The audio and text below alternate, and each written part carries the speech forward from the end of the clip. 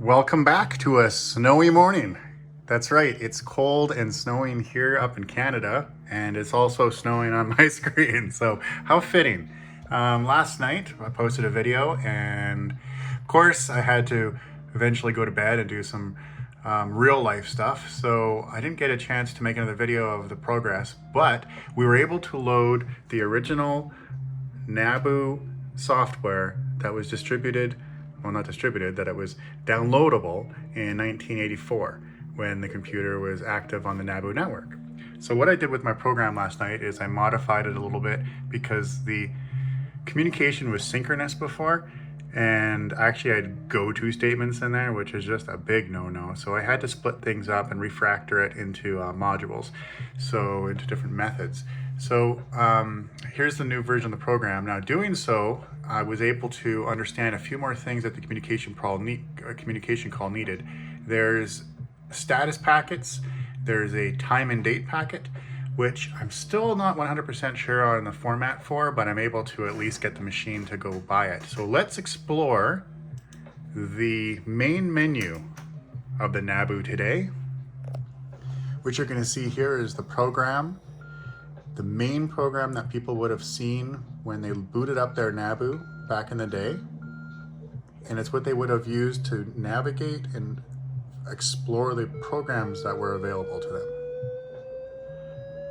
So I'm really excited to show you this because we do have access to all of these files from an ex-Nabu engineer, and I'm guessing Adrian or somebody will probably end up doing an interview with him, I hope, someday. He's got a great story. I've been chatting with him quite a bit, and he's been able to provide these files because he has original Nabu hardware at home.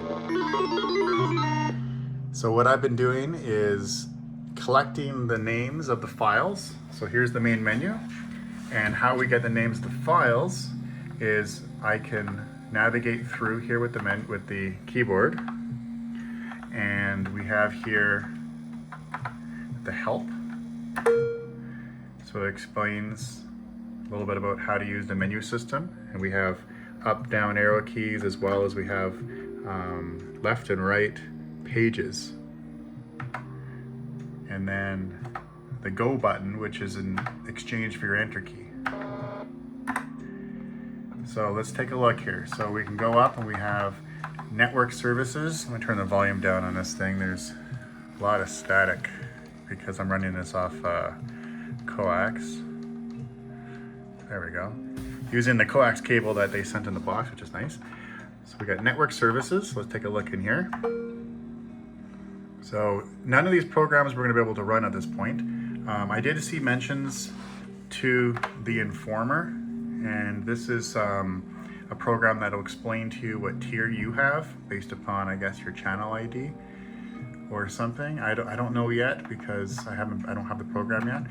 I'm guessing not, actually, because it doesn't send ever to the server any information about your channel ID or any information about the Nabu itself. So there's no unique identifier from the Nabu going to the server. I find this interesting. Qbert and Moonsweeper is inside of network services. I'm not sure why that is. Penny Saver seems kind of, I guess that must be some sort of flyer, right? Like Penny Saver. Like I'm trying to think of like a Facebook marketplace of some sort. Amway. Now this is interesting because what I read online just recently is that Amway was the sales distribution channel for Nabu after the company went belly up and John Kelly bought the rest of the assets and started a Nabu communication company after Nabu Corp, and he was using Amway as door-to-door sales. So I find that interesting. And then we can exit out of here. Oops. His navigation's a little bit strange to use. There we go, exit. And you can see here my time and date is not correct. So the packet is definitely I don't know if it's misaligned. I'm trying to send different information to see what I can get out of it. But at this point, This is a much larger program to be able to disassemble. We have the education channel, language, arts, computer languages. Let's take a look in there. So we have basic, logo, look at that. All sorts of different languages that we can use to program back in the day. And of course, I think everyone's really excited to see World of Games. So let's get to that in a second. This is interesting. So under family fun, we have information, okay? So trivia, Chinese horoscopes, metric converter, wine watch. Wow. So talking to the engineer at the ex-engineer from Apple, or from Nabu, sorry, the one who's provided the software for me, he mentioned that at the end of the days, his job was to go in every night into the office and update this menu. This menu would get compiled nightly because it would contain updated information that about the system. And I guess under Nabu and the wine list, and there's news reports and things like that as well. So there would also be a recompile of a lot of different programs that would have updated information, such as the Penny Saver. Okay, so this is interesting. This is mysteries. Mysteries. Oh, Zork! Oh, that's exciting news.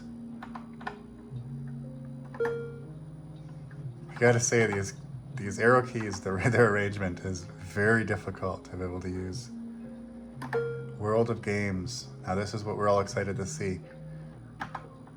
I tell you, the most game that I'm excited for is Miner 2049er. That was one of my favorite games on the Nabu when I was a kid.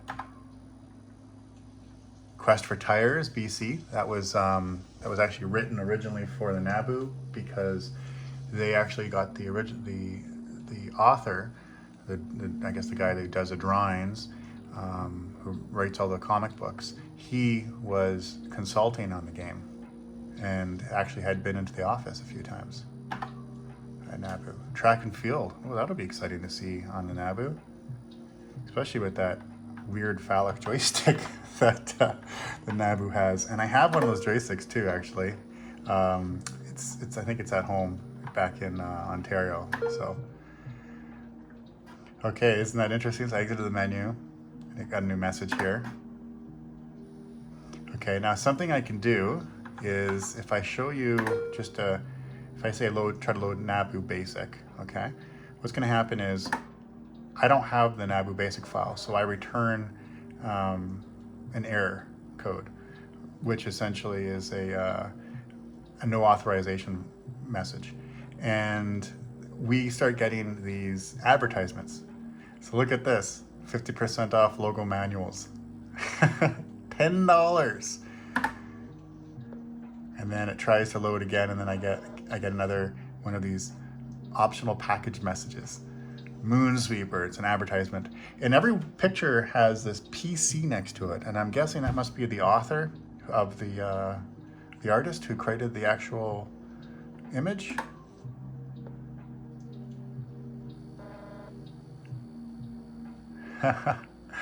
Isn't that funny? 1,300 new carriers. Yeah, I guess that was the dream, wasn't it? Nabu computer programmer released from observations. I wonder if that is any reference to the guy that we're talking to. I wonder if Leo's going to remember anything about that.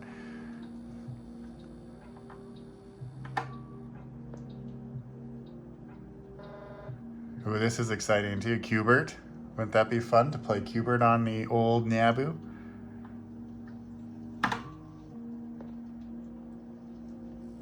And now we loop around back to our logo manuals for $10. So that's pretty awesome. Yeah, so what I'm gonna do is, as you can see here, I'm getting requests for segment files that don't exist yet. I don't have copies of them. So what I'm gonna start doing is making a list of all these segment files for the different programs, and then I'll be able to send these segment file requests to Leo, and then he'll be able to provide me with those files. Then I can put those files on our server that we're building right now, and then this program can be distributed, and then you'll be able to connect your Nabu using this program. This will run on Mac OS as well as Windows and Linux, and you'll be able to run this, and this will connect to the server, and it'll be able to obtain the files, and we'll be able to play games and use the Nabu as it was intended to be used in 1982, 83, 84. Oh, that's so exciting. Okay, we'll see you in the next update.